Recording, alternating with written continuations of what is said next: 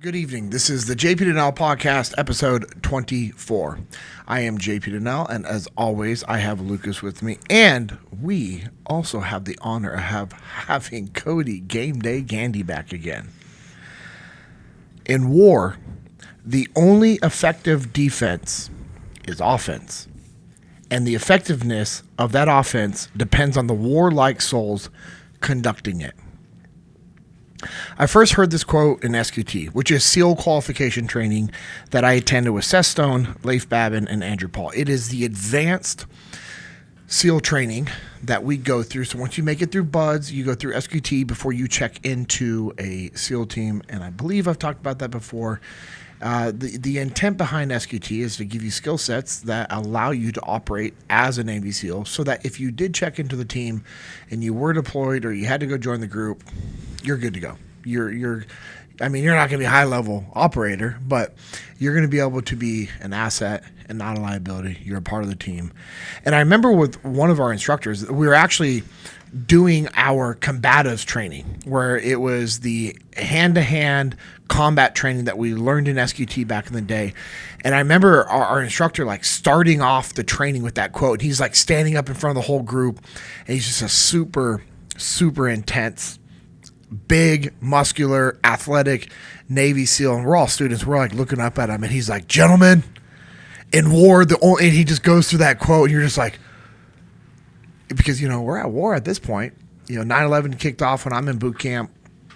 We're going through this advanced training, and you have big caveman guys like Seth Stone, who's just sitting there rocking back and forth, and Leif Babin's nodding his head probably as well. Because these guys I'm just thinking about all these guys, Andrew Paul, and Leif's a big muscular dude. He's a fit dude. He's not super tall, but he's not a skinny, small dude at all. You could tell he's athletic. He's super strong. We're in SQT. We're all in phenomenal shapes. Seth Stone, he's just a massive human being. And we had a lot of other guys that were just big dudes. And this instructor was bigger than all these guys. And he's just sitting there, and he's setting the tone. But it was really cool because then he transitions and he said, "Hey, in this type of training for what we do, you have to be able to detach." And that was the first time I'd ever heard about detachment. It was when I was going through SQT, because they were talking about how if you're in this situation and somebody breaks into your house and you've got one of the attackers and you got him on the ground, and you're "Gah, gah," you're just you're striking them and dropping elbows, but if you get sucked into where you're just boom, boom, boom, boom, dropping elbows on this guy, and you lose situational awareness of what's going around you, then you're getting hit in the back of the head with a baseball bat or a crowbar or a hammer or some dude's soccer kick in your head, and now your family has nobody to defend them because of your inability to detach. And so it was a really cool lesson. I'm, barely 19 years old at the time. And this guy's talking about how, yes, we need to be aggressive. And, in war, you have to be on the offense, and we're going to have to hunt the enemy down. And it's the same principle of what we need to be doing in life. We're all at war. And we need to be out there hunting and taking the fight to our enemy. And somebody might be listening to this and go, "Man, that's a little extreme for the life I live, JP. I'm an IT guy," or, "Hey, I'm a nurse," or, "Man, I'm a firefighter." And I get being aggressive in training, but man, I'm not dealing with enemy.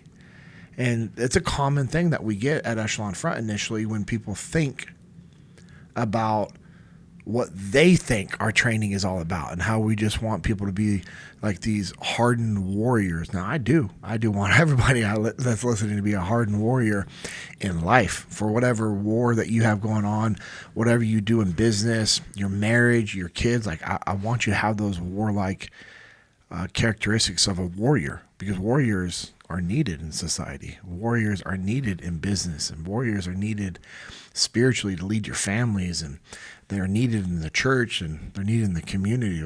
We need that mindset. It's about the mindset of the warrior that we're looking for. And I just remember as we were getting ready for this episode, and we're talking about what we wanted to talk about, and I'm just thinking about back to all these stories, and training and how that prepared us. And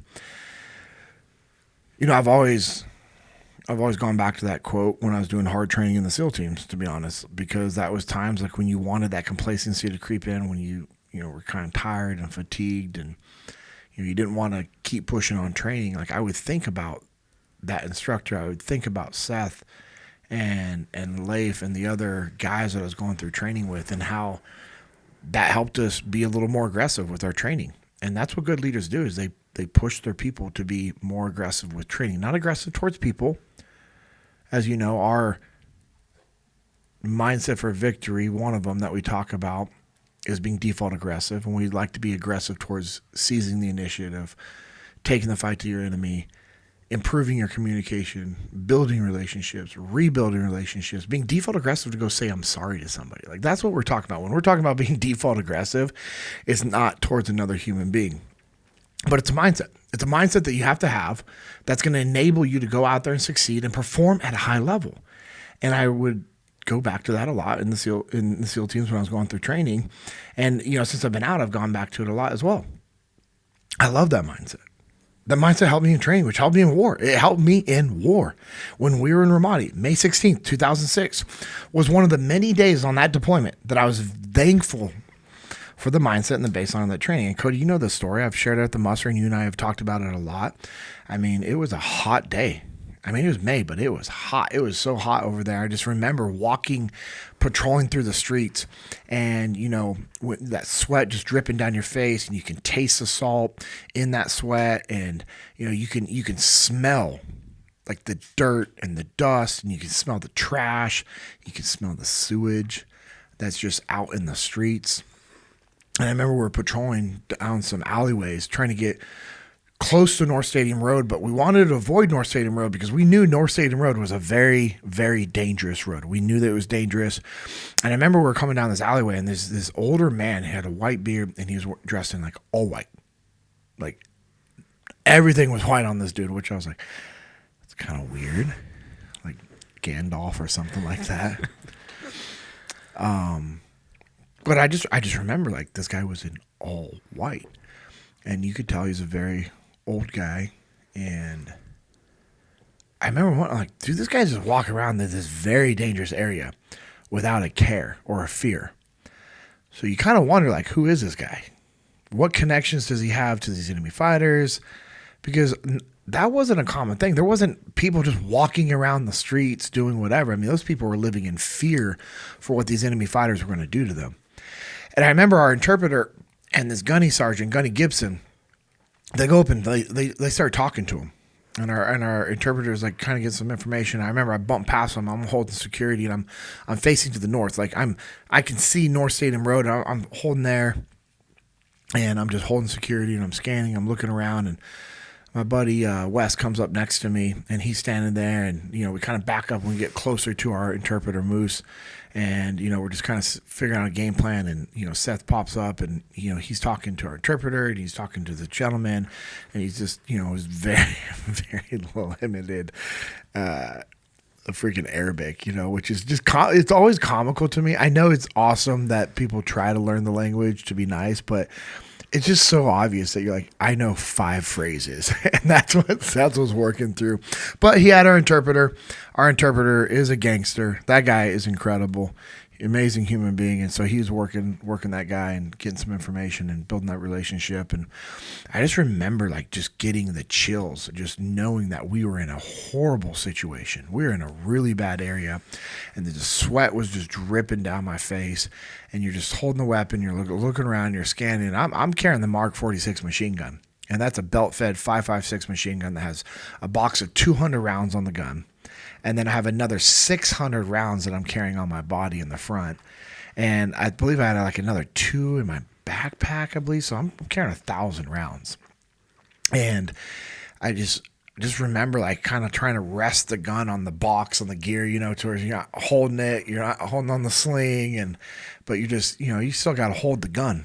And it's not like It's not lightweight. And, you have body armor and water and, camelback and all the smokes and the frag grenades and your pistol and the extra pistol magazines and your med kit. I mean, you know what it was like. I mean, when you're fully loaded out, and Marines, you guys load out with that gear. So you know what it's like. And that's what we learned also from the Marines in Ramadi. There's a time to go slick and there's a time to load up, and this was the time to load up. And I was walking as our point man. I was leading the patrol, carrying that machine gun, and it's like, all right, hey, let's bump out. And I just remember as we get out onto the North Stadium Road, and it was just that, like, the discernment. The discernment that I had, I was like, man, this is not good. And I remember how quiet it got. It got so quiet, because usually you'll hear stuff moving around and people moving around and maybe a vehicle in the distance or people inside their houses, or, you can hear it. I mean, it's in the middle of the day. You're in a city. There's noises, but then it just gets dead silent. And for us, that was usually an indicator that it's about to go down. And then as we're pushing out and everyone gets on North Stadium Road, and I'm leading the patrol, and I'm scanning, I'm looking around, and I know the direction. Now I'm headed west on North Stadium Road, and I remember out of my peripheral vision seeing the gunny sergeant bump across to the north side of the road. And he did that without telling me he was going to do it or anything, which is not a big deal. But I remember, back then I was a little irritated. I'm like, I'm the point man. What are you doing, bro? Like, we've got to have unity. We've got to have a plan. And there was a big threat of roadside bombs there and IEDs. And so that was the point, was like, I led the patrol, follow my path to mitigate somebody stepping on IED. Because if where I've gone is good, then it'll be good for you.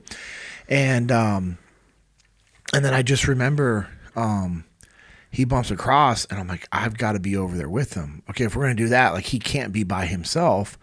As you know, the buddy system and what we teach at Echelon Front in regards to cover and move, like, this wasn't the time for us to be in a split dual column formation.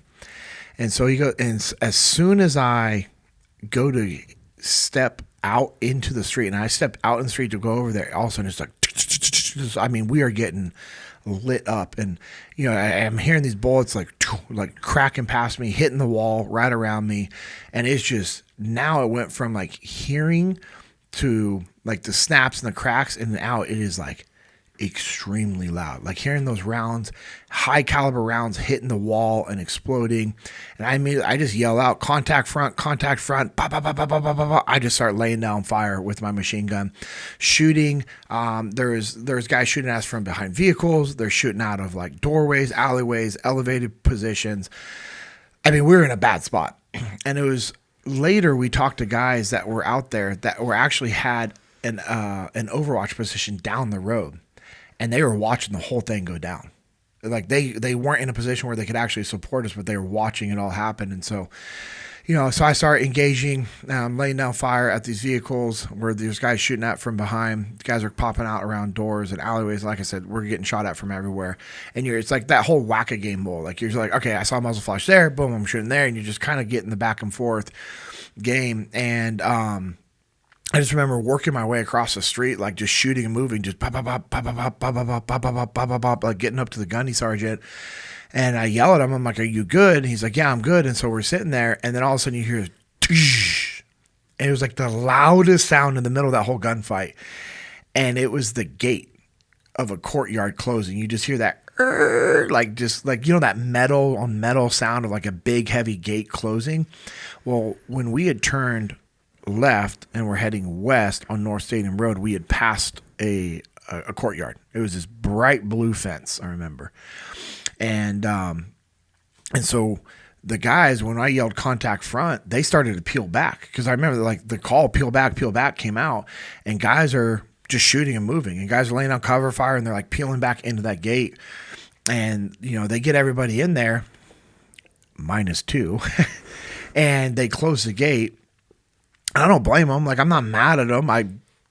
They made the right call, because that whole street where we were was completely lit. They waited until the last guy got around the corner, and then that's when they opened up on that ambush. So everybody gets in there. they are, they're dealing with coming up with a game plan. Our medic, man, I believe there was like 5 guys that got shot up. Our medic got shot through his camelback. So that's like one stutter step. And that would have been a side through side shot, right? Just no body armor there. There's no Kevlar. I mean, that's just ripping his body open through his camelback. And remember, he said, he's like, man, he thought he got shot, because you know how it is on the summertime deployments or training in the hot summer. Like, you load up with cold ice water, 90 minutes into it, that is some warm water. So he feels this like warm liquid on his lower back. He thought he had been shot, but he's like working on all the guys. So I'm across the street with Gunny, and we've got to get back to the guys, because if we stayed out in the middle of the street, one of us is getting shot. One of us is getting shot, if not both of us. This is a horrible situation. So he's like, I'm going to bump across to the south side of the road. Cover me. So I'm laying down cover fire. I keep popping around the corner, and I remember I was shooting north on the alleyway. Boom. I'm shooting up at windows and just trying to lay down cover fire from where we had been getting shot. And we killed a bunch of enemy fighters that day. It was awesome. But we're still getting shot at by a bunch of guys. I mean, we were in the middle of it. And so he goes across the street. Well, he gets halfway across the street, stops, turns, and starts shooting. And I remember hearing this, because he had an M4 with a 203 grenade launcher on it. I remember just hearing the single shots. I'm like, cool. And so I go and I look to make sure he's still shooting. And I remember I looked at him, and I just saw the round impact right above his knee and blow out the back of his leg. And he immediately just falls in the street. And to see somebody like that close to you get shot and their leg just like explode, and it was just unreal. And then I remember like looking at him, he's laying in the street, and then bullets start impacting all around him. And then I'm hearing the like rounds are like cracking right past me and hitting the wall in the corner of right where I was at. And I was like, if I go to him, I'm getting shot. If I stay where I'm at, I'm getting shot. It was like one of those things. Either way, no matter what I did, I was probably going to get shot. So I started laying down cover fire, returning fire. And so as I'm returning fire, I just run out to the middle of the street. Like as I'm shooting, I'm running out there. And I get to him, and I remember I tucked my Mark 46 under my armpit, my right armpit, and I'm like now I'm laying down cover fire, trying to return fire, but I mean I'm shooting from the hip, right? So it's more so like I hope they keep their heads down at this point. That would have been really cool to get a kill like from a hip shot, machine gun shot. That would be awesome. I'd be like, John Rambo, who? Anyways, and so I remember I grabbed the gunny, and I'm like, I have my gun tucked on my right arm. I'm like, and I'm like grabbing them, and I go to pull. And in my mind, I think I'm going to pull, get momentum, and lift them up over my shoulder and turn and run. I'm not that strong. I never was that strong. And there's a difference between desire and capabilities, as you and I have talked about a lot. And I had the desire. The desire was there. I was not capable. I had not trained hard enough. Gunny was also not on the skinny sector of the scale. He was a big boy. I was a big, healthy Marine. And he was a radio man.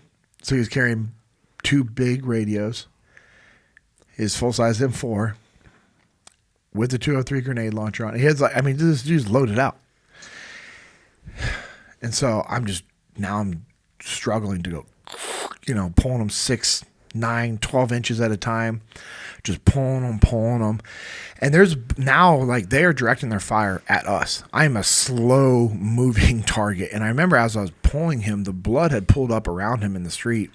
And as I'm pulling him back, the blood's just like slowly dragging. Like as I'm dragging him, it's slowly pulling and coming along with, there is a red path, right, of his blood. And I remember how thick it was and how bright it was. I just remember, and I could smell that blood. And I was like, and I'm all sweaty, and I'm just like, so I'm pulling him back, and I'm yelling for help. Like I have no problem in it. I am screaming like, somebody freaking help me, because I am trying to move him. I just remember how hot it was, and I remember getting mad at how weak I felt. Like I remember being mad at how weak I felt, and how I just felt dehydrated, and I'm like screaming. Well, turns out it wasn't just Gunny and I left out there on the street. There's a young Marine that was at the very end of the patrol. And as he's coming around the corner, the contact happens. So he returns fire. He gets behind the corner to get cover, and he's laying down cover fire for the guys to go into the courtyard, and they shut the gate on him. So this whole time, this Marine is by himself. He's one of my buddies, and I jokingly say this because I was like, bro, you were out there alone, afraid, and scared, dude. He's like, and I remember the first time he said that, he goes, hell yeah, I was, man. He's like, I was all by myself. You left me, man. So anyways, dude's a stud. I can't say his name because he's still in. Anyways, we'll get to him in a second.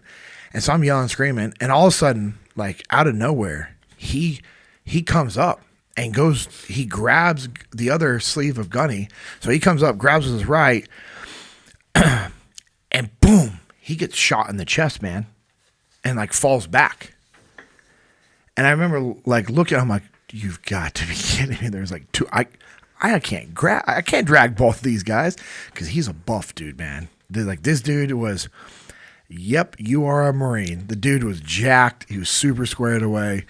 And so anyways, I'm yelling. He gets back up. And I just remember going, what is happening right now? I didn't realize that he'd been shot in the body armor. I'll show you the photo afterwards. That far above the bottom of his plate. Oof. That's one simple little body adjustment. You know that from your gear. What if he just lifted up his gear? I mean, that's one little lift of your. And so anyways, he gets back up. Boom.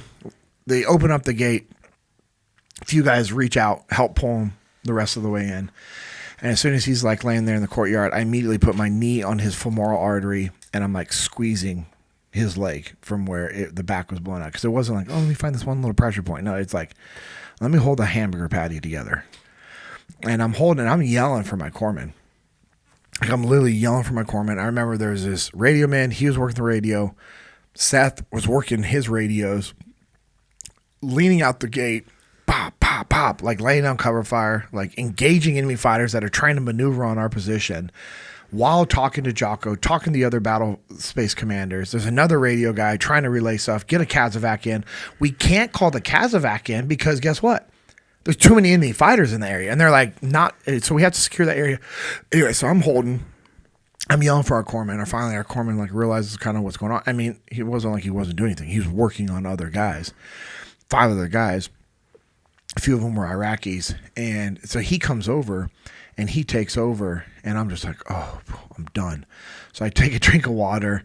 And I remember like just kind of like wiping the sweat off my face and just tasting the sweat. And also now I have like blood all over my face because I wiped the sweat off with my glove that I had been using to like apply pressure. And I remember Seth going, JP, I need you on the rooftop. You need to get up there, establish security. We have enemy fighters moving on our position. I'm like, cool, roger that. So as I start going towards the building, and I remember entering in the building, and I remember feeling and noticing how light my gun felt. And it was just crazy, like the training had allowed me to because we had so many SOPs, that discipline gave me freedom at this moment to recognize, oh, my gun's low on ammo. I'm inside the house where it's not that big of a threat. I take the box, I strip the box off. It has like, I don't know, maybe 30 rounds, maybe 50 rounds, like hanging there. I put a new box on, clip the links together. And I just remember it was crazy. Like I was able to do this as I was running upstairs in the building. Like I'm running through the building and I get up to the rooftop and I tell the guys, I'm like, hey, we got to set security. We have enemy fighters moving on our position. They're trying to get a Kazovac. So we're just like talking to all the guys up there. We get guys to put in place. We engage a handful of more fighters that try to come our way. It ends up going away. And I remember when I was up on that rooftop looking down in the courtyard, it was just like this aerial view of just chaos. I mean, it was like guys all laid out. They're all bloody. The courtyard's all red. And now it's like this dark because of like the dirt and the blood that had mixed together. I mean, there's just like, it was all over the place. And I remember other guys that had helped our corpsmen and other guys that had been wounded. I mean, they've got blood all over their canoes as well. And I just remember looking at that thinking, oh my gosh, like, this is insane. How did we get out of that?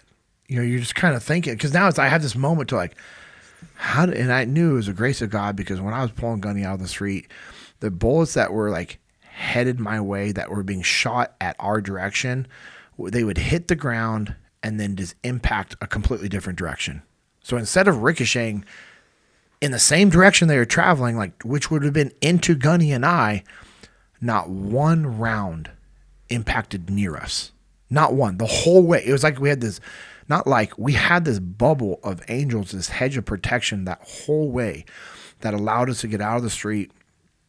And it was just incredible. And I remember looking down and I'm watching Seth work his radios, and the way he was able to just detach and lead our guys was incredible. And it was just an amazing testament to the training. The training that Jocko put us through, the training that Seth and Leif held the line to in regards to being leaders and saying, no, we're going to train hard. And when our instructors say, hey, you guys, we're good to go, you've hit the minimum requirements, like, that wasn't our standard, as you know that. And that's how we operate also at Echelon Front. And so I just wanted to share that story, kind of just, I don't know, just kind of set the tone for the importance of training and the understanding that it was because of our hard training, it was because of our disciplined training, it gave us freedom on the battlefield. And that same mindset that we had in training can be the same mindset that anybody that's listening, how they can have that and they can apply that same mindset to their lives. So it's kind of what I wanted to do. And I know we'll jump into the FTX program, but before we do that, Lucas, what's up, brother? What's going on, man? How are you? I'm freshly shorn. That's how I am. I know, your hair looks good. It feels weird. But after I got all those positive comments from my featured guest spot on the JP Dinnell podcast, I felt like I needed to make a change. So I went and got the haircut. I love it. Yeah, I'm excited to have Gameday back. Bro, let's go. It makes me happy. I mean, I believe, there were some people that made shirts. Allegedly there were shirts, yeah. There's some shirts that say, I love Gameday. I want one so bad. I'm kind of offended, yeah. Lance, because I know you're listening to this, that you didn't make me at least one, an extra. And then, I mean, come on, if you're making an extra one for me, Lucas, he wears like schmedium, so we're good with that. Yeah, absolutely. Yeah, just save on shirt prices when you get one for me. This is less material. Oh, man. How are you guys doing tonight? I'm awesome. I know it's the standard Codey and JP recording late at night before we got to get up super early tomorrow for an FTX. Yep. But, we're not going to go super long on this one. I just wanted us to just introduce and think about these principles, that we've talked about. And, Codey runs our field training exercise program. It's all of our hands-on scenario-based leadership training. Jocko and Leif had started kind of doing some of those years ago when they first started the company. When they brought me on board, and we knew we were going to grow and expand the company, that was one of the departments that they wanted to grow, was our FTXs. At first it was called like tactical training, tactical leadership training, but then everyone was like, I don't want to do tactics, and they weren't, and which, as you think about it, you're like, oh, well, yeah, that makes sense. That's super confusing. And I remember it was April 2017. I was in New York with Leif doing an event, and we did an FTX down in New Jersey, and it was cool, and it was awesome. And to see where it's come from, that one, like Leif and I kind of figuring out what we wanted to do. And it was cool. You talk about ownership. He gave me ownership of the thing. He's like, yeah, this is what we want to do. And, it was like, you and I have talked about it, like on the way there, where, we're stopping at Target and getting stuff for the guys. So we did the workshop, and the FTX portion, it was at night. So it was all in one day. So you talk about a long day. It's a long day of training, man. And it's cool to look back on those videos and pictures from back in the day. Echo Charles was there, and he was capturing content of Leif and I running the training, and watching these guys go through the training and debrief and tie it into their business was incredible. And then we did another one a little bit later in 2017 with another company, and it was just more of a, let's see what this looks like. Let's see what we can do with this. And then we were trying to figure out how we're going to promote it and sell it to people. And then we had a client that turned out to be a very large client of ours. And that was the first. So we did a pilot program with their executives in June of 18. And then they're like, hey, we want to put 200 of our leaders through the training. So classroom on Monday with 100 people, and then 25 of those people each day on Tuesday, Wednesday, Thursday, Friday. And that was our model for a very long time. And it was crazy if you think about like how many people we put through. And now it's even more because we do the classroom ahead of time virtually so that we can put that, which we did with that client, and we switched it to where we did that. And then it's 30 people per week. So then we're getting 150 people a week. But I remember you came out to the very first week in October, and you shared it before when you're here on a previous episode where you're just like, bro, I'm all in. This is awesome. And then we did another week in October, beginning and then end. And then they were like, hey, we want another 2 to 3 weeks. We're like, bro, we can only do 2 in December. You remember how cold that was? It was miserable. It was Utah. It was miserable for us, and then that opened up the next year, and it's been amazing to see to think that we have legitimately put thousands of people through this program now, and I mean it's a testament to the principles that Jocko and Leif wrote about in Extreme Ownership and Dichotomy of Leadership. The principles work, and when you are learning and or relearning and or applying and or watching the principles be applied in a stressful situation, it's impressive. And you saw it firsthand, and you see it all the time, and it's pretty cool because as we've grown the company and as we've grown this program, you've continued to step up and lead and lead and lead and just take stuff off my plate. Times that I was like, yep, needed to take it off, and other times that I didn't want to take it off because I still wanted to do the work and I liked it, and you're like, nope, this is mine. Hey, go be strategic. Hey, go just do the things that only you can do. And I'm like, dang it, he's good and he knows what he's talking about. Dang it. And like, don't you extreme ownership me. That's like our favorite thing to say to each other. Don't you EO me. But, you know, Codey's a phenomenal leader, and this program is now his. He is our director of experiential leadership training. So that's all of our hands-on scenario-based leader training and also our first responder training programs that you've been building out with Danny Ziem. So it's awesome to have you back. And, man, let's dive into your program, bro. It is your program, my man. You should say yours lightly because we all know where this started, and JP always jokes that he passed me the program. I'm like, well, you gave me the keys to, you know, the Corvette that's already squared away and already paid off, and I don't have to do much except clean it every now and then. He just keeps adding modifications and making it better and better. That's the best part about Corvettes is the extra modifications and the cargo shorts. Every guy I know that drives a Corvette wears cargo shorts. Think about it. I can't get that out of my. Well, no, Chris Eaton. Oh no, he does with cargo shorts. That's got to be like a requirement. Yeah. You just ruined my night. Thanks, thanks, Lucas. I'll get you some cargo shorts so you can buy your Corvette. All right, Codey, let's talk about your FTX program. It's too late for this. Where do you want to start? I mean, it's to your point, it's crazy to see how it's developed over the years, just from the runs that we used to do, the gear we used to have, all above everything. Yeah. Obviously, that's part of just training in itself, the evolution. But yeah, let's go into the evolution on another time in regards to like talking about how you build training programs. I think that would be good. But I think it would be awesome for our listeners to hear your perspective, and I mean, I'll chime in as well sometimes. But like, how does our FTX program prepare people to win? How does it allow them to win? Like, let's start with, like, what's the tone that you and your role players set? I mean, it's obviously intense. It's very serious. And why do you think people being a part of intense and serious training and or situations in their life, like, why do you think that's important? Why should people put themselves in positions to be uncomfortable? I think it goes back to your story. I mean, what I wrote down as you're talking about the story with Gunny, training saves lives. And I think putting yourself in stressful situations, training for the unknown, training the gear, training the weather, all the stuff that you talked about in that story in itself, like, think of if you were to go back in time and not have any of that training.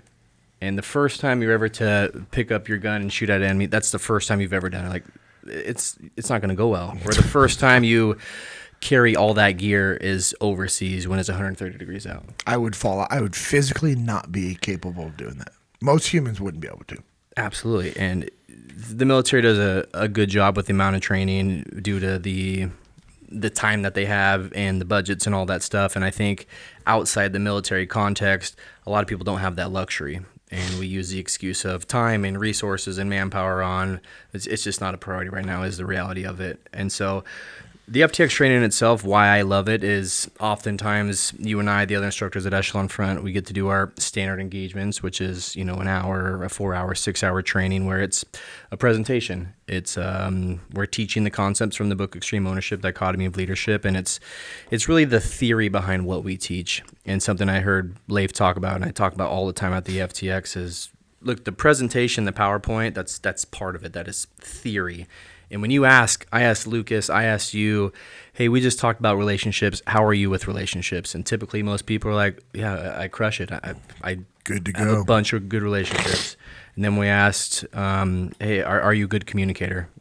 Nobody really is going to be like, you know what, you just taught me I suck at communicating. No one's going to say that. Or we talk about, hey, do you have the ability to detach when you get emotional? And every parent's like, yeah, I never yell at my kids or I never argue with my spouse. And I'm like, I'm sure that's the case. So in theory, all this stuff makes sense because the principles are the principles. They're straightforward. We just have a different spin, a different perspective on it. But the reality of this stuff is it's simple, not easy. And that's where the FTX comes in. And something I heard Carlos Mendes, one of our other instructors, say a while ago is the FTX training, if you think of it back to school days, the textbook Extreme Ownership, just like a chemistry class, that's the textbook. That's what you're supposed to read. The FTX is the laboratory where you practice the skills you learned in the book in itself. And that's what's awesome is we just did the post-muster FTX where people sat for 2 days listening to Jocko, Leif, you, me, other instructors, 2 days full benefit of training. Yep. And we run an FTX the very next day and people make all the classic cliche mistakes. It was unreal to watch that, Lucas. I mean, 2 days at the muster. You've been to the muster. I have, yeah. Enjoyed my time at the mustard. Muster. And then all of a sudden, literally, so there was on a Monday, Tuesday, and then on Wednesday, they're doing an FTX. They have all that, like literally that time in front of them, all that knowledge. They don't know how to apply it yet. Because people don't most people don't intentionally sit down and think and digest and find ways to apply it. And we saw firsthand in the FTX that Codey is running in San Diego, they just got done with 2 days of FTX training and they're doing the same thing. And it was a great reiteration to what Codey says is behaviors and tendencies. Yeah. That's what we teach at Echelon Front. And then we were talking about how you have to create habits to break those behaviors and tendencies. And Right. to see it like that, it was unreal. It was such a testament to the intentionality that people have to have with this knowledge. I think the first run, again, 2 days, and Jocko and Leif do 75, 80% of the muster, rightfully so. The first run that we do, we go back and we debrief because the whole point of the FTX is to debrief. We're very intentional with debriefing. The only reason we send people out on these hypothetical mission profiles that we do in the SEAL teams in the Marine Corps is to talk about them. Now, that part's fun. Like, you learn how to shoot, you learn how to move and communicate. We show you some tactics to give you a good baseline, but that's not what it's about. It's about leadership. We just use these missions as the vessel. I mean, we could have a group of engineers go dig a hole. We had enough stress. We're going to get the same principles. Yeah. We know the FTX because that's what you go through in the military to deploy overseas. It's what you practice. And so this first run that they go do, it doesn't go as planned as it typically does at FTXs. We go back and talk about it, and the immediate reaction by all the attendees is, this wasn't my fault. And so you have 30 people in there, and all these problems that happened in this exercise, it's nobody's fault.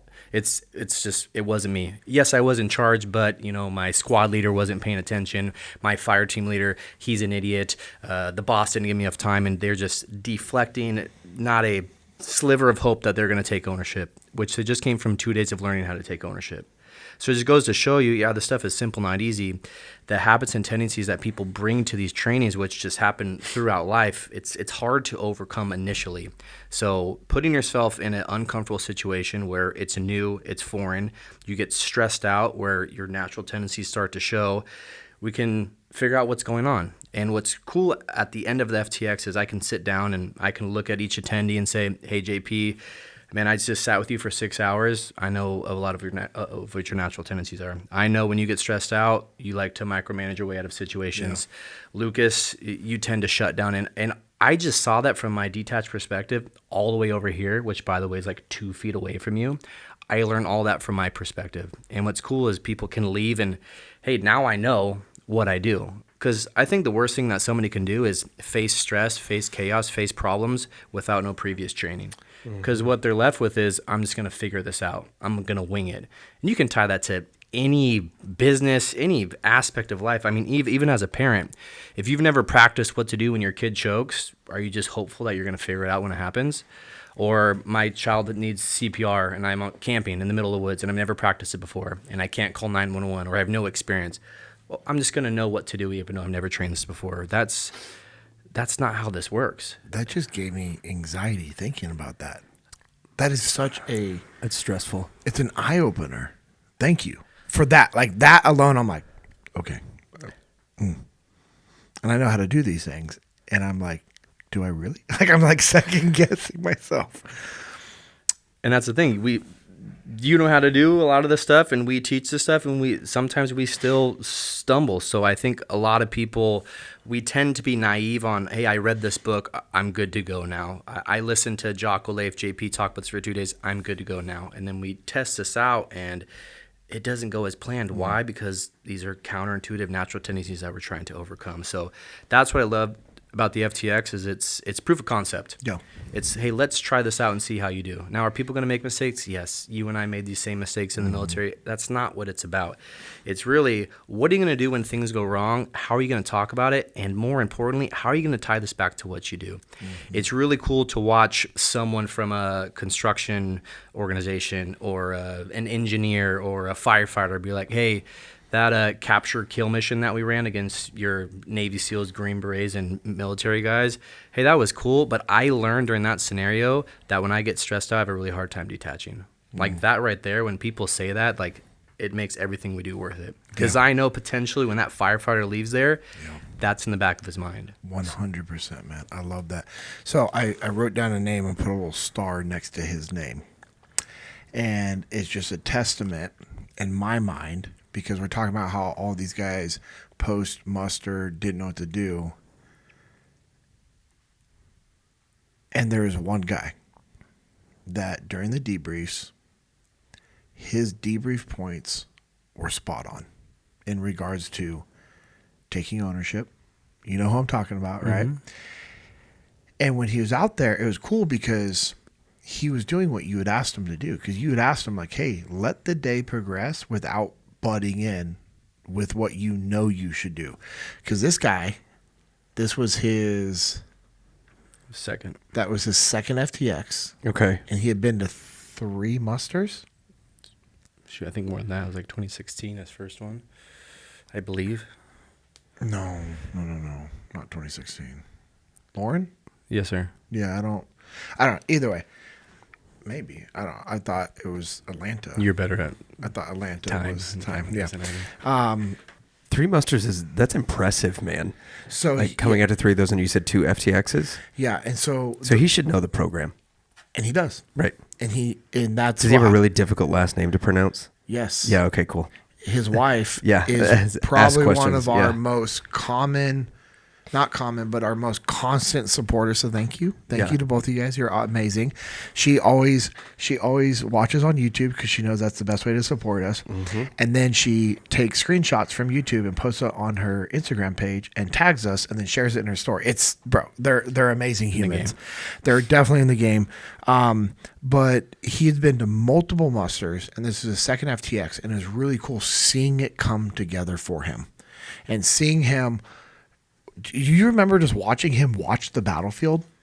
And it just, you could see that it was all coming together for him. And guess what? He's coming out to this one, dude. Is he really? Yes, he's coming out. He'll be there tomorrow for the 2 days. And then he invests into his people. And then he has somebody that's coming to FTX on Thursday. We have a 1-day FTX on Thursday.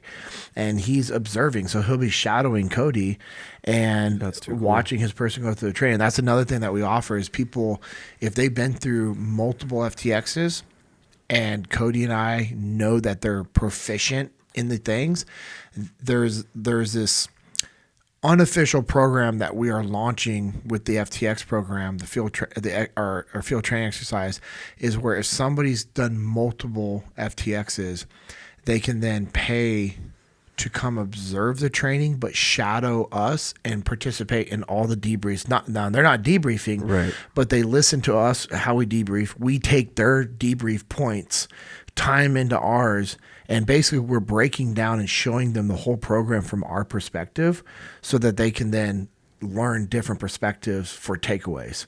It's been very valuable for the people that we've done it with.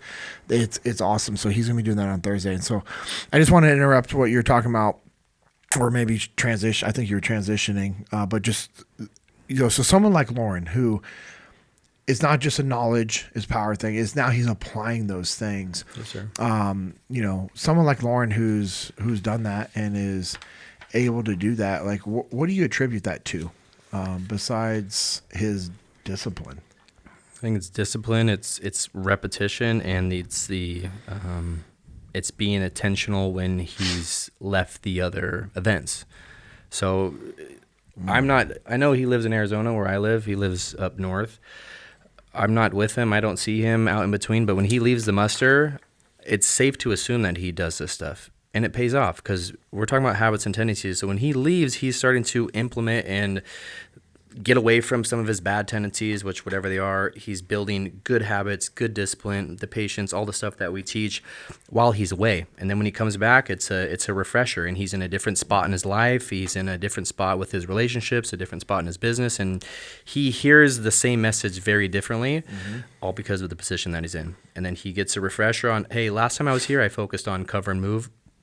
This time I really just heard simple, which is awesome. And then when he goes back home, safe to assume he's intentional. It's probably even more than to assume, because the proof is in what he's done. Because, I mean, as you know, we get all kinds of people that come to the FTX. You get people that you would never think would be there. You get the engineers who are very comfortable not in that environment. You also get military guys. You also get first responders, and they make the same mistakes as the white collar and blue collar. Yeah. And so Lauren being able to excel in the leadership component, the tactics, like you and I talk about, we don't care. We don't debrief tactics. We see it, and some of it is quite funny, but that's not what it's about. It's about the leadership more than anything. To see him excel in the leadership component, which he's being very stoic. He's able to detach. His plans are simple. He's going out of his way to take ownership when most people, that's the last thing that we do. He's able to do that from repetition, discipline, and building these habits. Not just one time, but every single day when he leaves here. Yeah. What I liked about someone like Lauren, and then there's other people that have been through multiple FTXs, is watching them learn how to ask people indirect questions to help people get to the solution themselves.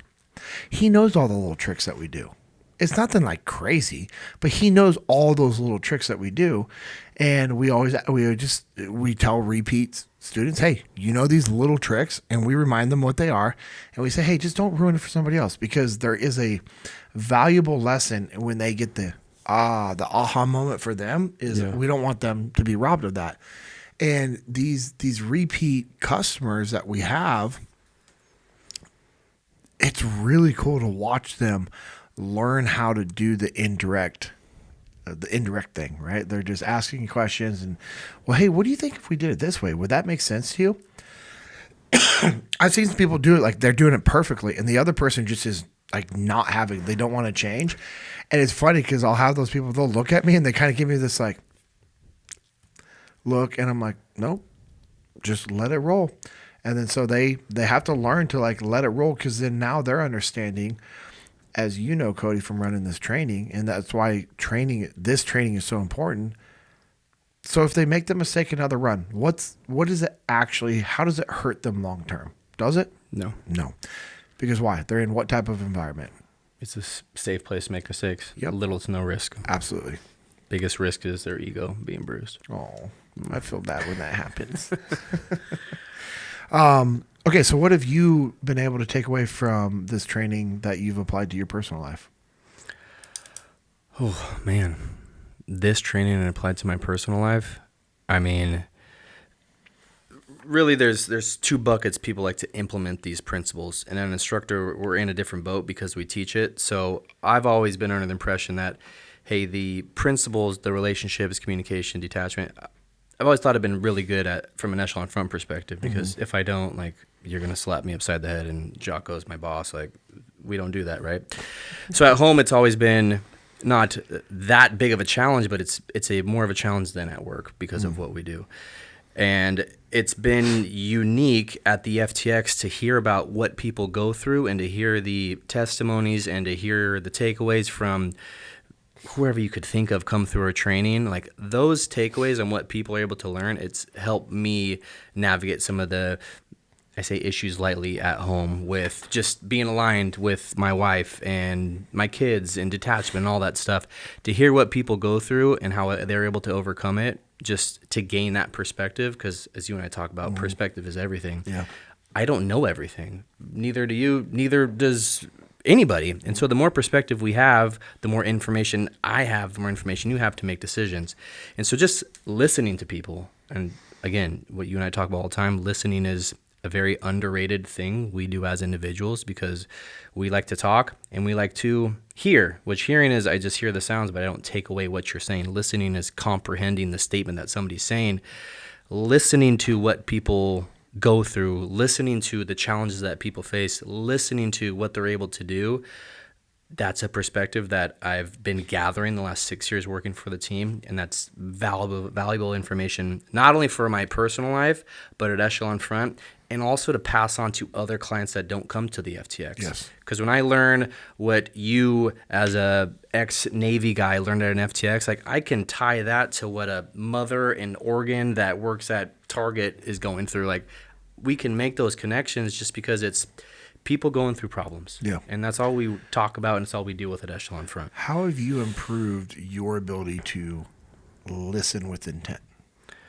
Listen with intent. That's a challenging one. It is. And I was just curious, like, is there something, and I'm not trying to make it like challenging to stump you, obviously. No, yeah. But, like, is there anything that you do personally? Is there something you say? Is there, like, a way you take notes? Is it how, like, what do you do to force yourself to listen with intent? A tactical thing I do, and I know we always say we never teach tactics at FTXs. I do teach a tactic at FTXs, and it's taking notes. Such a simple thing and overrated, and I have to actually convince people, like, hey, when somebody talks, like, take notes. The fact that you think you're going to remember a conversation you had a week ago, even though it's really important, like, I don't even remember what I had for dinner yesterday, let alone a conversation I had with JP 2 weeks ago. So taking notes, you know what taking notes shows the other person? That you're actually listening. And something I learned from, so that's a tactical piece.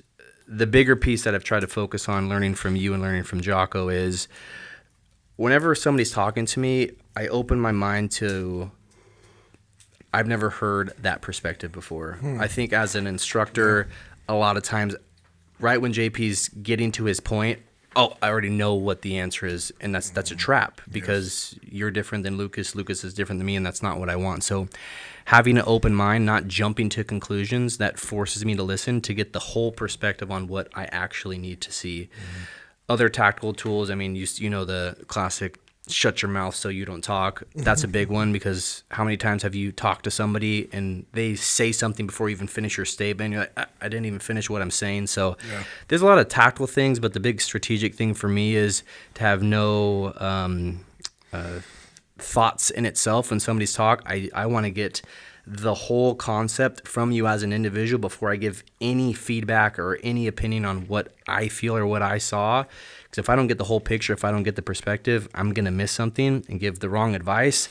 I'm going to hear the wrong thing or do the wrong thing, all because I wasn't specifically paying attention to the words that you said.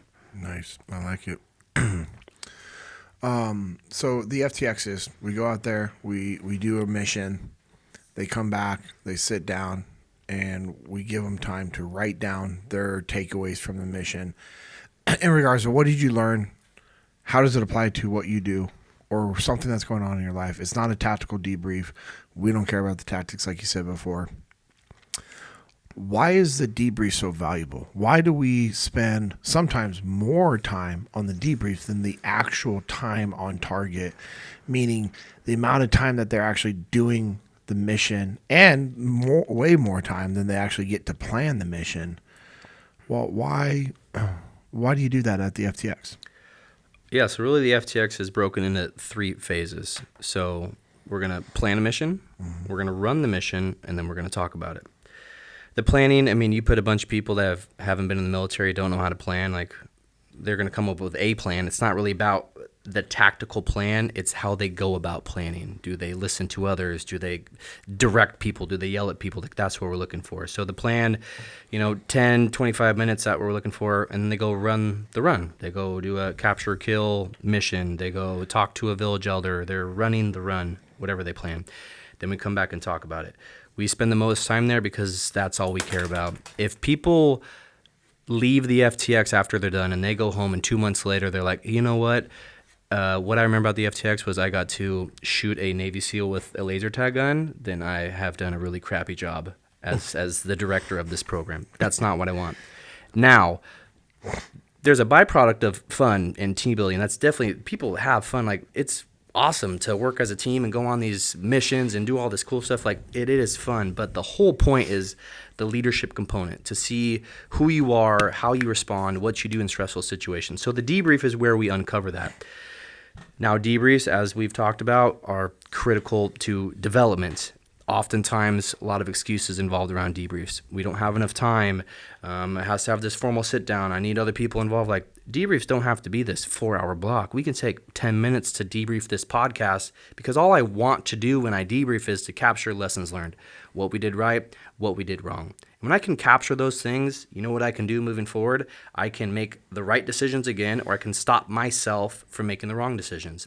And when you have a formalized SOP with that, I can take that information, and if I believe in teamwork and cover and move, I can disseminate that to my team, to where now I can show JP, hey, JP, if you ever run this brief with this type of client, hey, I wouldn't say this. And I just I just covered for JP so he doesn't make that mistake. So the debrief, it's the whole reason we run the FTX. The only reason we go out and do the fun stuff is to talk about it, so that when people leave there, they can remember, hey, when I got stressed out, I got overwhelmed, I shut down.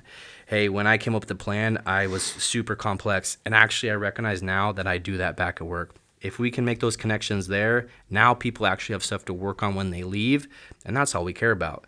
Because if you leave the FTX and you become a better teammate, a better subordinate, peer, boss, we're successful. If you go back and you're a better husband, wife, spouse, then we've done our job at the FTX. Yeah. And so the debrief, it's the most important thing that we do. We're intentional. Everything we say is for a reason. And that's where really the money is made from an FTX perspective, is just sitting there talking about the mistakes or the successes that people made. Yeah, I like that. How important is it for somebody to be simple, clear, and concise with their communication when it comes to briefing their plan and then debriefing? I mean, the second law of combat, simple for a reason, and it's the most overlooked one that we teach. It's one where we have to literally convince people, like, hey, you should do this read back. It's so simple, but it's so effective. Why do we want to be simple, clear, and concise? The whole point of simple, the goal behind the law of combat number 2, simple, is so that people understand what we're doing. And it sounds like so straightforward. Like, of course I want my team to understand. I want my kids to understand what we're doing. But how often does that not happen? How often do you communicate to another person and they go do completely the wrong thing, or your team delivers on the wrong project, or they submit something on the wrong deadline, or your kids go do the wrong thing? Like, that's never happened before. It happens all the time. Why does that typically happen? The tendency for simple is not to be simple, it's to be complex. Why are we typically complex? We are typically complex for a plethora of reasons. Traditionally, what I always say is, when you're in a role for over 5 years, you gain experience, you gain seniority, you gain lessons learned from debriefs, you gain information. And the more information you have, do you think you're going to be more complex or simple? You're gonna be more complex because you have all this information, all this lessons learned. The problem with that thought process is, I have this experience. Typically, I'm training new people. I have younger people, these younger generations, and they're not you. And a huge trap we fall into when communicating with another person is, well, this makes sense to me, therefore it's going to make sense to them. And that sounds stupid even saying out loud, because the three of us are different. And you look at a team, you look at a family, everybody's different. So I can't be naive and think that if I communicate this one way, all 50 of my subordinates are going to understand what I'm saying. It's comical to say out loud, but we always default that way. And then we get upset, like, how do they not understand what I said? Like, 1 + 1 is 2. They should just understand. And so we assume that people know. We yell at the team like, hey, we have to leave in 3 minutes. Who has questions? Nobody asks questions. Things go drastically wrong. Then we talk about it. We get upset, and it's just this revolving door of issues, all because we refuse to be simple, clear, and concise, and be intentional with that. Because all I want more than anything is for us three, my team, my kids, anybody, to understand what we're trying to do. It's crazy how much we see in the FTX program people's egos come out at the very beginning. It just aligns with what you just said. I mean, people's egos in the FTX program, would you agree with the statement that people's egos, when they come out in the FTX program initially, it hinders them from actually building relationships? You tell them, hey, go build relationships, and guess what? Not everybody does. Would you agree that that's part of their ego? Because they're judging 100%. these people. Oh, that's the industry they work in? No, come on, man. You don't know what it's like. I work hard. I think it's comical because part of the structure of the FTX is we have leadership positions. So we're running 3 FTXs this week, which is awesome. Next 2 days is with you. Thursday and Fridays with Carlos. So we have 35 people. And every run that we do where we plan, run, debrief, there's different leaders, right? So JP, hey, you're going to be the OIC, meaning you're the number 1 person in the platoon. Lucas, you're going to be a squad leader. You're middle management, which is an awesome thing to be in. And there's other positions, and a lot of the people are shooters, where they have their responsibility is, hey, shoot your gun. You're the tactical guy. You make the decisions on the ground. And what's funny is the ego in the shooters, they'll look at the leaders like, I can't believe they made that stupid mistake. Like, JP came up with that plan like that. I would never do that. And then the next run, they get thrown into that position, and they make all the mistakes, or even more so, all because ego got in the way. Which in reality, we should be giving some grace, like, oh, JP's never done this before. Oh, he has a lot on his plate. How can I help him out? But I'm able to make that connection or detach to see that because my ego is just inflated to be like, I can't wait till it's my turn. And people with that, when they have that mentality, those are the people that come up with the crazy, complicated plans when they're like, we're going to have helicopters. I'm like, dude, what are you talking? Like, we don't have that ability. Like, where are we going with this? And they burn relationships because they'll stand on the table like, hey, listen up. We're going to do this way. I'm like, oh my gosh, like, was this person paying attention? And they do all the wrong things simply because they started this process with a elevated ego before they stepped into the situation. That's amazing. So, I mean, we've talked about cover move. You talked about prioritize and execute. We just talked about simple. You know, the last law of combat that I really like people struggling with at the FTX is decentralized command. You were just alluding to it. It's just, we can laugh because we've all had those issues ourselves. Oh, yeah. And, I mean, you've shared stories when you were a Marine and what you thought good leadership was. Like, hey, everyone, listen up. And I've done the same thing. Hey, just do what I told you. What do you mean it wasn't clear? You know, now you're violating cover and move. You're violating in regards to like building relationships, you're violating simple by saying, it's just it's comical, and it's crazy what people do when they're stressed out. People do crazy things, man. But if you're thinking about coming to an FTX, or if you're thinking about doing something like this,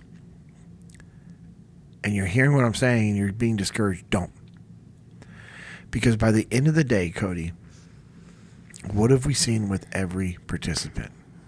I wouldn't say everybody's like done a 180, but you see change.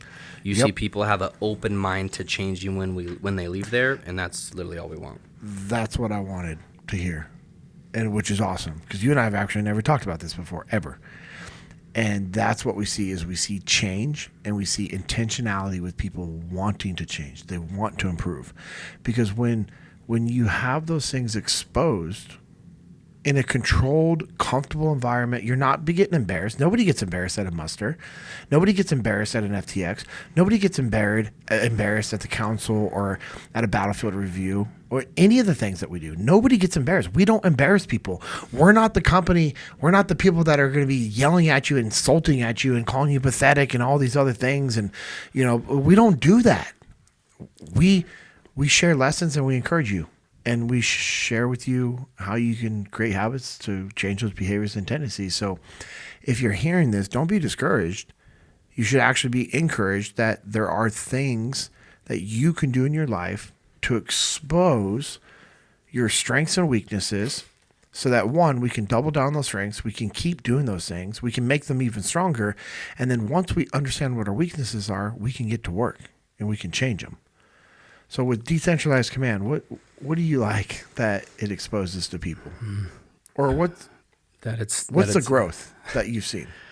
Well, it's as cliche as it sounds. It's not our natural tendency.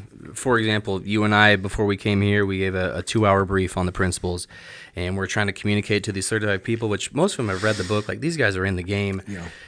Hey, decentralized command is I power my team to lead. So tomorrow, JP, when you're in charge and you're the OIC, I want you to lean on Lucas, lean on Codey, lean on the other people. Let them make decisions. Why should you let them make decisions? Because they're going to be the one running the exercise. Mm-hmm. And everyone's like, oh, hell yeah, I'll do that. And the first thing we will see, it's mind-blowing. It just goes to show you how hard these things are to actually do. First thing we'll do, JP gets this armband. He's like, okay, everybody shut up. If we want it done right, we're going to do it my way. I have a 100% plan. Nobody gives me any input. You wait to be told what to do. And me and JP just sit back like, this should be really fun to watch.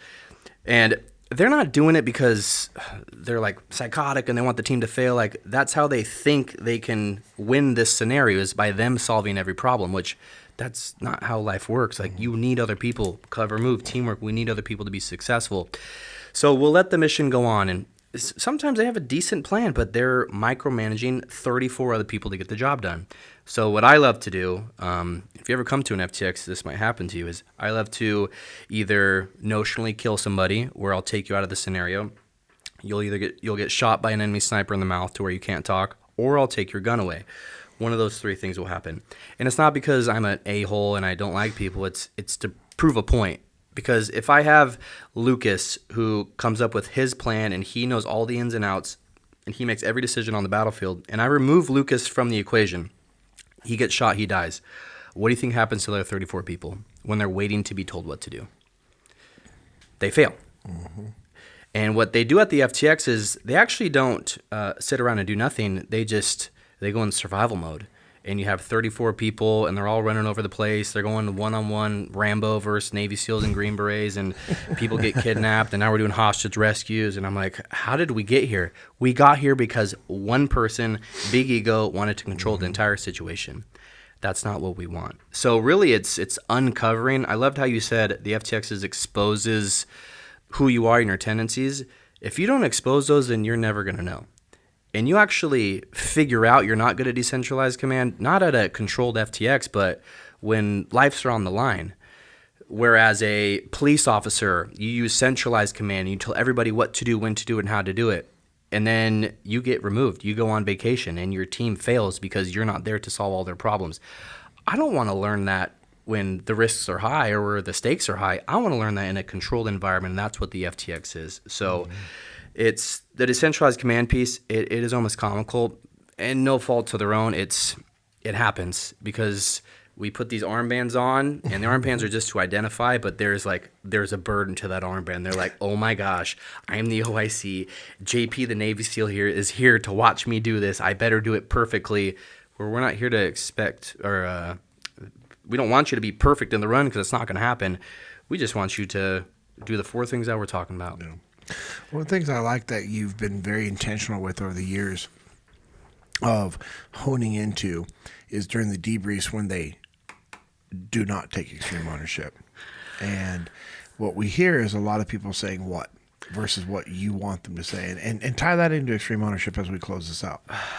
Yeah, so one of my favorite things, and I think you can attest more than anybody, there's some hot buttons for me that I get a little more intense and passionate about. That's weird. I don't have any myself, No, but, you know. I've never noticed them. We can, what you say? I've never noticed any How hot dare buttons. you? And we never take things out on clients. There are things that we prioritize the importance of. I know complacency for you. I will look at my whoop after I teach, and when I teach ownership, I get up to like 150. I get into it because it's such a we need to do it, but we don't, and I get so intense about it. But what typically happens at the FTX is people go run these missions. Things go wrong, and we ask them to talk about it. And 99% of the time, it's not their fault. Even though they were in charge, even though they shot their buddy, the gun just went off. And then I'm sitting here, and I'm just like, are you sure you want to say that? What's crazy is we don't actually hear a lot of the stuff that we say in workshops to where people are blatantly blaming people like, JP, how dare you disobey my order? And Lucas, you should have been. People actually don't. Because me and JP are there, they know not to do that at least. I want to say it's almost worse where people use this word we. Mm-hmm. Because in a classroom environment, they're not stressed out. FTX, ooh, bro. Remember the one time, I know I'm interrupting your story, but you remember the one time we were setting up for an FTX and we were stapling the camo netting up on the wood wall and it went, and this girl screamed and jumped. We hadn't even started the day. I was like, are you okay? She was like, I'm just really nervous. I'm just really nervous. And that sounded like a gun. We haven't started the training. Man. So, to your point, in the stressful environment, what do people tend to not do, Mr. Codey Gandy? That's incredible. That's on par with the guy who got paint on him. Oh, yeah. That was funny. That was up in Michigan. Oh, yeah. All right, so I interrupted you. I apologize. No, all good. And I think there is no gunshots at the FTX. It's right. laser tag. Yes. There's no safety. They're high speed. Cooler than what I had. No safety risk. No safety risk. Of a paintball and airsoft. Yeah. No, sir. Yeah, it's cooler than the Mills gear I had, or the Miles gear I had in the Marine Corps. Yep. It's super high speed. It's about leadership, and this is what we found to be successful. Anyways, so we watch these people go through these scenarios, things go wrong, and they come back and talk about it. They don't really blame the finger. They indirectly blame the finger, which is scary because they don't notice it. So I'll ask the room, hey, Lucas, what did you see? And Lucas will say, hey, well, we didn't have a really good plan out there. And I'm like, okay, I'll take note. And JP will be like, well, we didn't have a contingency plan out there. And what's a little scary is I know that you guys, you're not saying that on purpose to where I'm going to maliciously say we so that I can indirectly point the finger at my team. People are not even aware that they say that. So when I bring this up, I'm like, hey, a common theme I heard for everybody debriefing is y'all said we. And then I'll give them an example. It's like, I'm going to be very blunt with this. What do you hear when I use we? And I'll be like, hey, I'm the boss. Hey, out there, guys, we sucked at communicating. I was like, what did you hear? And everyone was like, oh, you said us. I'm like, yes, that's blunt and over the top. You guys aren't doing that intentionally. You're doing it subconsciously to protect our own egos, which is slightly terrifying. We don't like to say that word I because the ego's like, heck no, don't say that. I use that word we because it protects us a little bit, because when I can hide in the shadows and be like, hey, we didn't communicate, I'm involved, but also other people. So I is so scary that directly and indirectly we use that word we to not take ownership, which is scary for people to be aware of, but we have to be aware, because if they're doing that at the FTX, I know for damn sure they're doing that back in life. When things go wrong at home, when things go wrong at work, that's a default thing because it's safe. You're in limbo. Well, it wasn't them, it wasn't me, it was we. And so that's something that I take seriously at the FTX, because people will think that's taking ownership. Yeah. I did take ownership. Did you though, or did you indirectly point the finger at everybody else? Yeah. It makes me uncomfortable. It makes me uncomfortable when people start arguing with Codey about how they actually did take ownership. And so now they're arguing about taking ownership, when if you're really thinking about what extreme ownership looks like, and Codey's telling me I didn't take ownership, but I really think I did. How do you take ownership of that? It would be like, oh, I'm sorry. Hey, obviously my communication was wrong. I wasn't, you actually take ownership of causing that confusion to where Codey thought you. Instead, they'll just be like, no, that's what I was taking ownership. This is what I was doing. That's not what I meant, but this is what I was saying. You're like, okay, stop. Just stop. It's not what you say, it's what people hear. Yeah. Let's go. I mean, and I think an easy way to take ownership in that, if you're like, all right, somebody says, hey, you didn't take ownership of this, well, what could I do differently to communicate it better, right? Is even if you're not going to find the way to take ownership, at least you're in this position where you've got guys who are teaching this stuff. So be a student, ask the question, right? Like, all right, what could I have done better there? The royal we is one of those things that is often used. When I run, we do some small discipleship programs where I'll take like three guys who are typically like teenagers or college students, and we'll run them through like 6 months of discipleship program on manhood. And one of our discussion rules is that you don't use the word we. Everything is about I. So that whenever, they're talking about something that they can't hide behind it. Well, I know we all struggle with this. It's like, you don't know that we all do, right? Oh, you struggle with this, right? So, well, I'm going to start you over. We're going to rephrase. So go back. Yeah, okay, you're right. I really struggle with this, and it's difficult for me to find, a way out, or it's difficult for me to find better habits.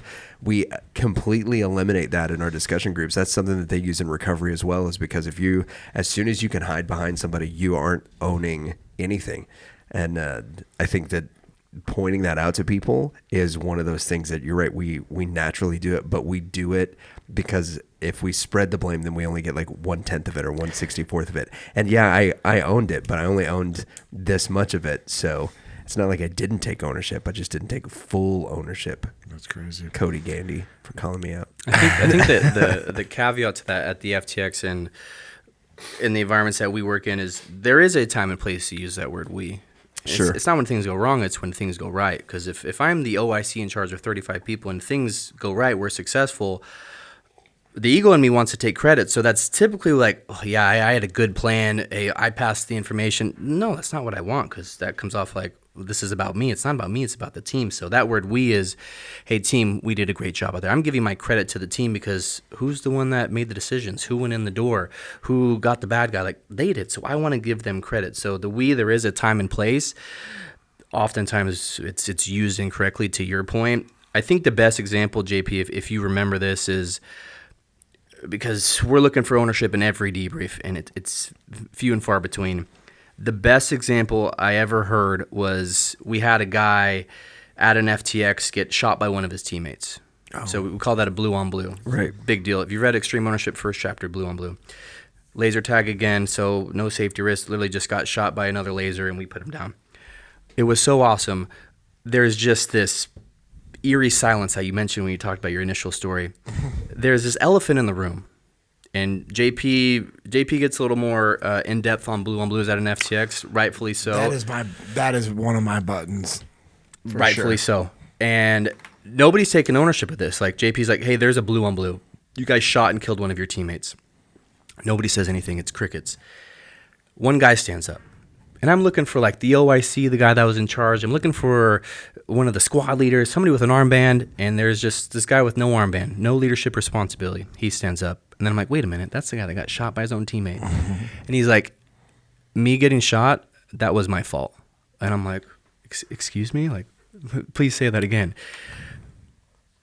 That was part one of how cool this was. The guy that had the bad thing happen to, he was like, hey, you know what? I recognize I didn't pass word on where I was going. I didn't detach to see that I was putting myself in a bad spot. Like, he was just trying to just grab a piece of what happened. Hey, this is the role that I played. The irony is the guy you think wouldn't take ownership did, and what naturally happened after he did, everybody else started to do as well. Yeah. It was It was awesome. amazing. You know, that's one of the things in the SEAL teams when we were running training, simulation training, and if you got shot by your own teammates because of your movement, you both got safety violations. Yeah. Definitely, no matter what. So if I'm pulling the trigger and you run in front of me, I'm 100% getting the safety violation because I'm pulling the trigger, and I should have enough situational awareness to see things that are happening and not just be like, you know, finger on the trigger. But if you move in front of me while I'm engaging a target because of your lack of situational awareness, you get a safety violation as well. You earned it. 100%, dude. 100%. So, Lucas, you have a question for Codey before we wrap it up? I've got Dude, a couple. By the way, Codey, if I this has can. been awesome. Thank you, man. No, thank you guys. I know I'm taking you of your away from your sleep. Sleep's overrated. Your FTX sweet, says there's no sweet sleep sleep. allowed. Yeah. So the final talk at the muster is always about implementation, right? Everybody goes to the muster, you get fired up about everything that you hear there. Now you're going to completely change your company culture, and we're all going to be just the most successful we've ever been within days of coming back from the muster. The very next day, you guys do the FTX and people already aren't applying the principles. Even after they've heard how difficult it is to implement them. Why do you think it is that folks have such difficulty executing the extreme ownership principles even after they've been inundated with them? I think it goes back to simply these are counterintuitive human tendencies. And it's one thing to hear them, it's another thing to actually do them. And I think at the muster and at the FTX, people are just recognizing the principles, the lingo, the actual meat and potatoes of the concepts. Hey, cover and move this gunfighting tactic. Well, it's about teamwork and it's about relationships and just learning what they are. It goes against a lot of tendencies we've had as individuals, as parents, as teammates. And so that's part of it, is just understanding the concepts. And now when you leave, whether it's at an FTX or just in general, like there is some time needs to take place. And so with implementation, what I always like to say is, hey, look, for the next 2 weeks, like you're going to kind of fumble through this. Why? Because this is simple, not easy. And so when you leave, you're going to try to build relationships and it's not going to work out. And you're going to try to communicate and you're going to ask for the readback and JP is going to say the wrong thing and I'm going to get upset and I'm going to do it wrong. And so I feel when people leave the training, I know JP is probably going to say we have to be intentional, which is part of it, but they have to learn who they are and what this actually means to them. That's why I think the FTX is so well, because there's two paths. You can read the book, you can go to a standard engagement, a keynote or something that one of the instructors do where you'll learn the concepts, and now you're going to have to try those concepts out for yourself. And you're going to try those with your peers, your subordinates, and your bosses, and you're going to learn in real time how hard the stuff is. And the risk is it's your coworkers, it's your spouses, so it's a little tougher to hone in on. Plus, you're by yourself, that ego's and all those conversations, and the ego's telling you, like, I did all this stuff right. So that's part of it when you're by yourself away from Echelon Front itself. The FTX part is we can uncover those natural tendencies in a day or in 2 days. In about 8 hours, we have, JP always likes to say, we have these personal profiles on each attendee because we see who they are in stressful situations. And so learning the content is one thing. The second part is identifying where you're at with these principles. What are your strengths and what are your weaknesses are? Because if you don't identify who you are you good at relationships? Are you good at communication? You're never going to get to the end state, which is doing these things successfully. So that's just my thought in itself. Understanding it's one thing, doing it's another thing, but identifying your strengths and weaknesses, if you don't do that, the end state of actually being able to implement these, the time that it takes to make these things happen typically is a lot longer than people want. So just my thoughts on it itself. I think to your point, the implementation, there's a motivational concept to what we teach. I know we don't say we're motivational speakers, but it's a byproduct of it. Motivation's fleeting. Yeah, motivation is going to fade away. That's why you need discipline. Now, obviously, you hear Codey talk about his time in the Marines and training and deployments. Yeah, you're going to be motivated. You know, our role players, you know, you hear their backgrounds, you talk with them, you're going to be motivated. You listen to Jocko talk for half a second, you're going to be motivated. But it's all about being disciplined. And as what I was hearing you say, Codey, it was just always brings it back to discipline for me. You know, doing that assessment, identifying the behaviors and tendencies, and then, you know, creating habits and being intentional with those things. So I've got one more if you would indulge me. So on March 18th, you have an Extreme Ownership Academy thing that's coming out, you and Rob Jones on lessons from Iwo Jima. I just finished up the Pacific series. I'm working my way through Helmet for My Pillow and With the Old Breed, which are, you know, about those battles. Can you give us kind of an overview about what that EO Academy thing is going to be like? Yeah, so for the next couple of sessions, what we're doing at Echelon Front is we're doing some case studies, and that can be a case study from a personal experience or a historical, something that we know. I know at Echelon Front we do Battlefield, where you can go learn about Gettysburg and Little Bighorn. Yeah, Gettysburg is this year, I guess next month, right? April. Yes. Yeah. Yes, it is. Mm-hmm. Yeah, we went to Little Bighorn. It was pretty awesome. Gosh. So I know Sean Glass, Jason Gardner were doing a case study of the environment they were in Afghanistan and something that they went through. And so Rob and I both served in the Marine Corps on the enlisted side. We didn't serve together. I know JP's jealous of the combo there. But Whatever. Nerds. You put two Marines together, Rob and I, once we knew. Crayons taste good. It's the red ones that taste the best. That's what I've heard. It was almost comical. I texted him right after I found out who I was going to be working with, and I just said Iwo Jima, and he goes, let's, not a good word, do it. So that's really all it took. And so the case study is from a leadership perspective, what happened during Iwo Jima. So really the run of show is give the historical background of what happened that day, talk about some of the mishaps and some of the successes. And it's important for me and Rob as Marines. It's a monumental day. I have two photos in my room, one that JP bought me of Iwo Jima, of the flag being raised. And so it's I didn't. You had an anonymous gift show up to your house. Yes, anonymous. Why would you give me credit for something that didn't come from me? That's awkward. That's not taking ownership, but we can address that later. That feels like lies. Who sent it to you? I sent JP a picture. No, I was with you. Oh, you were with me? We were out at FTX. Okay. We'll have to upload a picture of it. It's awesome. a coin with sand from Iwo Jima in the coin. And that's cool. It's awesome. Yep. So that's the whole, on March 18th, what we'll be doing, talking an hour about Iwo Jima, lessons learned, successes, failures, from our perspective, and tie it into the Echelon Front principles, which I'm extremely excited about. We're going to get to hear anything about John Basilone and y'all's if we don't, then we should not be Marines. Okay. Yeah, I'm excited to get some perspective on that, and especially hearing about it from a couple of Marines. I think would be really awesome. So I'm stoked. That's March 18th. I think is when that one comes out on the Extreme Ownership Academy online. Yeah, and Battlefield is April 8th, 9th, and 10th. So that's gonna be awesome. I think there's still a couple of spots available for that one. It's not Gettysburg. I don't see that Gettysburg is completely sold out. But here, let me double check. I'm looking at it. Battlefield, learn more, upcoming events. Gettysburg, it looks like there's a couple of tickets left.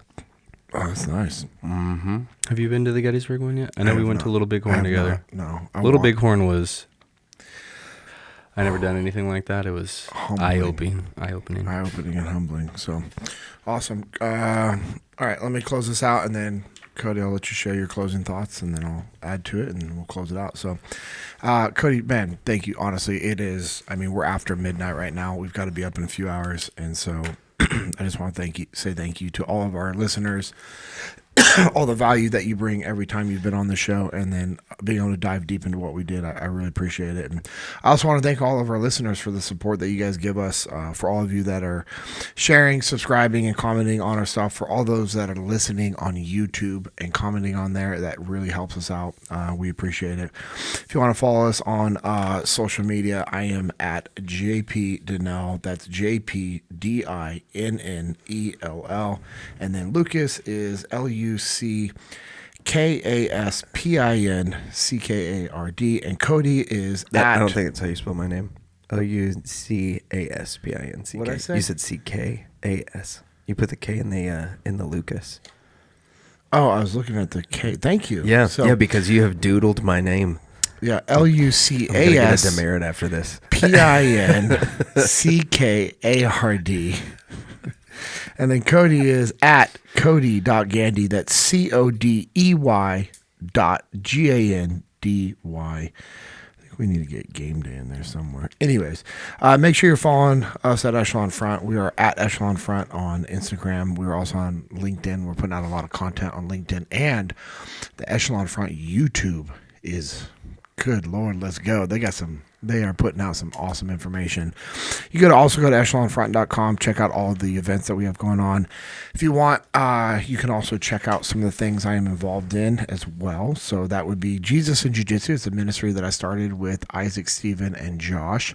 I should say we started it. We were all prompted to do that after an event on social media. We are at Jesus and Jiu-Jitsu _USA. We also have a podcast that comes out every Tuesday, and tomorrow, Codey, is our 1-year anniversary for the Jesus and Jiu-Jitsu podcast. Dang. I'm sorry, no, Tuesday. I was thinking tonight is Wednesday, or Monday. Anyways, it's late. I need to go sleep.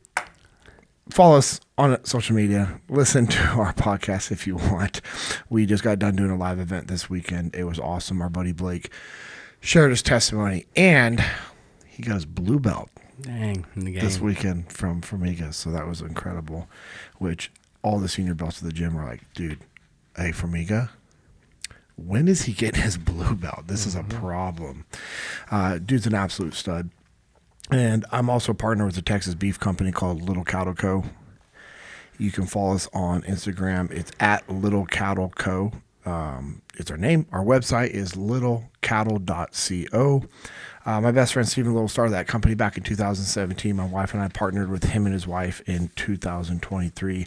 Again, our website is littlecattle.co. We can deliver beef anywhere in the lower 48 states. We can also send boxes of beef to your family members, your customers, your clients, your prospects. We'll put a special little note in there for you on your behalf. It's just a unique way for you to show them that we appreciate that you appreciate them. Also partner with Josh Strasberger, one of my other best friends, in a printing company called On The Path. On Instagram, we are at On The Path Printing, rolling out those shirts this year, so looking forward to that. Also want to thank everyone at Origin and Jocko Fuel that continue to support my family, Codey's family, Echelon Front, Lucas, his family, everything that we do with Jesus and Jiu-Jitsu. Origin and Jocko Fuel are an amazing, amazing company. It's all 100% American made. Their boots, their jeans, their gis, all the new pants. You got those new Versa Lights on. Lights, yes, sir. I don't even think those are available online yet, man. So you got the Versa pants, the Nylock pants, and now the Versa Lights. The Moab, you just got a pair of those Moabs as well. Is that mother of all britches? Yes. I love that so much. It's so awesome. Lucas, you just got those new boots. I do, loving yeah. them? Yep, I absolutely. That is my 90% of what I wear now. Are those? I'm rocking my all blacked out. I preached in them this morning. Oh yeah, dude, those are sharp. Yeah. So, anyways, The black brass little eyelets and all that stuff on those. yeah, It looks all good. 100 black, murdered out, as we say. So if you want to check out what Origin and Jocko Fuel is doing, Jocko Fuel is all the clean, healthy supplements. You can go to originusa.com or you can go to jockofuel.com to get all your gear and your supplements. It's 100% American made, and you're helping Americans by bringing the supply chain back here and putting your money back into our economy, which is always a good thing. So, Cody, what's your closing thoughts, my man? There's just one error on this. I see there's a lot of best friends, but you didn't call me your best friend, so. Wow. He doesn't call me his best friend. Is that because you're my boss? Do we want to expose that right now? I've always said you are. You're one of my best friends, too. That's a pity best friend statement. No, that's not. Hey, man. I've been saying I love you for a very long time, and that is factual. What you got? I appreciate the opportunity.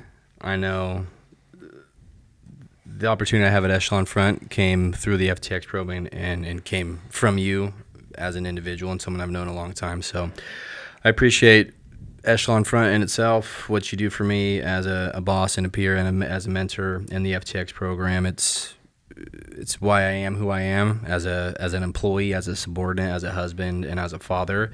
If it wasn't for the FTX program, I think I'd be a different person. So, Well, I appreciate it, man. You earned it.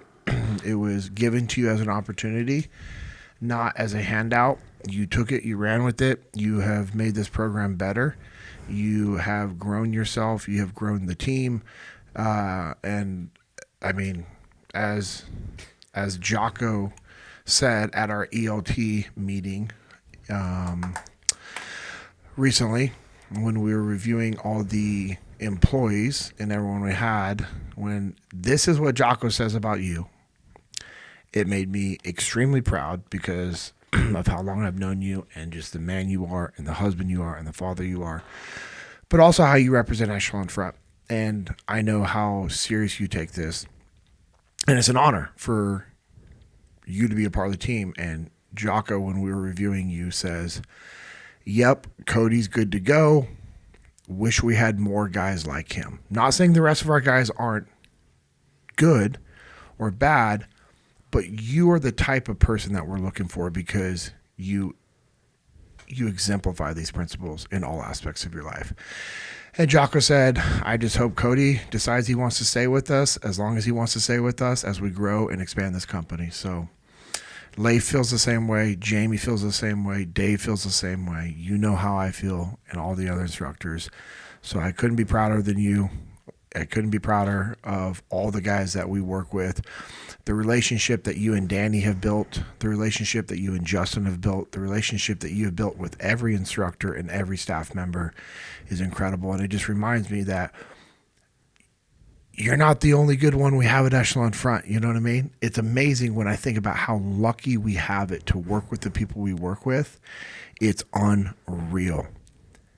It's unreal because we all have this gift that we know has been given to us as the opportunity to work at Echelon Front. And I know you and the rest of the instructors are out there earning it every single day. So for those that are listening, no matter what you're doing, go out there and earn it every single day. Put in the work, put in the extra work, and take it one extra step from what you think you should be doing. Go past what you want to do and do the right things for the right reasons and go find somebody to help. With that, it's been the JP Dinnell Podcast, episode 24.